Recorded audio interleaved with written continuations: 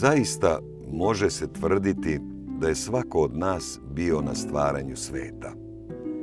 Da je gledao izdvajanje materije i duh kako se u telo uliva ili nas ne bi ni bilo. Drugo je zašto o tome niko pamćenje nema, osim činjenice svoga postojanja.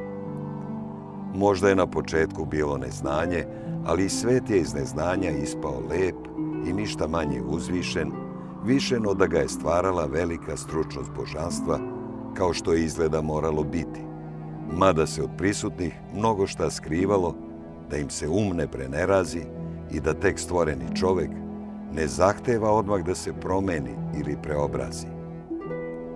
Sve je stvaranje u nama, ono drhti i zebe. Vizija početka, izvor je straha, šta će da bude posle sa skupocrnostima što se daju iz ruke u ruku, da se umnože i dele. Najdragocenije u nama niko po imenu ne zove, niti u snovima priziva. Po nama je stvaranje ostalo bez imena i bez daha, a videli smo ga kada je drugačije rođeno i bilo. Ko će da prepozna svoje mesto na velikoj predstavi kada je Bog radio na nama dan za danom i bio zadovoljan odelivši nebo od zemlje i svetlost čestu od tame guste, pre no što se vratio na svoj presto.